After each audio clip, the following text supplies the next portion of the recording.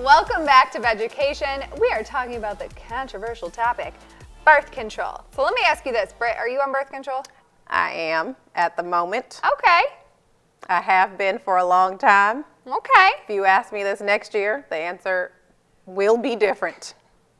Well, that's okay. Like I said, it's everybody's body and their choice. Your body, your choice, boo. Yes, it is at the end of the day.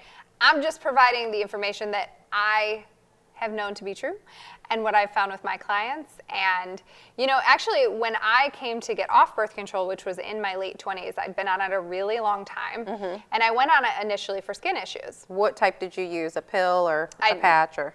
I tried them all, I think, but primarily a pill. Okay. Yep.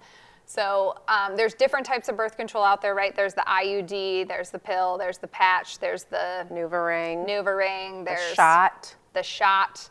That's definitely one I don't recommend after so many clients gaining a ton of weight on the shot. I tried the shot years ago, one time, and you're supposed to get it every quarter. I was like, they're never putting that thing in me again. I think I bled from the time I got the shot to the time I was supposed to get the next one. And I was like, absolutely not. This has been horrific. Yeah, and then there's the implant. Yep. I've heard horror stories about that. It terrifies me. Also.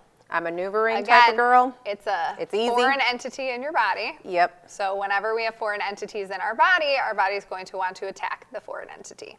So they have the implant in the arm, but they also have the implant, the IUD, which... So they have the non-hormonal and they have the copper. Okay. And then they have the hormonal birth control. So hormonal in the arm, non-hormonal in the... Copper. They have both. Okay. Yeah. Okay. So, you know, really what it comes down to is when I was in my late 20s, my mom was dating a physician at the time, and he asked me if I was on birth control, and he was never a pusher of anything. And he basically was like, if I could give you a piece of advice, the one thing I'd have you do is go off birth control. And that was the first time that I'd been told that. So as women, our hormones give us so many different signals. Do you have painful periods? That's a signal. Are you really moody leading up to your period? That's a signal. How sore are your boobs? That's a signal. So your body's giving you all of these signals. Okay. And so when you take birth control, you're not getting any of those signals. So you can keep doing behaviors, you can keep, you know, putting hormone disrupting lotions on and all these different things, and that birth control is really going to mask all of those symptoms. So the sore boobs, the heavy cycle, the mood swings, those are all signals, and it's telling your body what exactly? Yeah, it's telling you that you're off balance somewhere. Okay. So, you know, let's start with like sore, heavy boobs and really heavy cycles. Most of the time that's going to come back to higher levels of estrogen. Okay. Meaning, for a lot of women, if they're not pooping, how do we get estrogen out? We talked about drainage pathways. How do we get it out? We poop and we sweat. Yes. So there's a lot of women not doing either. Okay. So we're taking in a lot of hormone disruptors, whether it's through our lotions, our face creams, our shampoos, our conditioners, things that we breathe in, cooking things in the microwave with plastic, drinking water out of plastic water bottles, right? Like those are all hormone endocrine disruptors. Okay. We come into contact with them every day. So that alone is enough to make your estrogen levels soar through the roof. So you talked about hormone disruptors. What are some things that can disrupt our hormones, and what does that look like? Yeah, so we talked about EWG, right? Yes. Talked about them a lot. My first thing to start with is start with your personal care products. Okay. Start with your deodorant, start with your face cleanser, your shampoo, your conditioner, your makeup.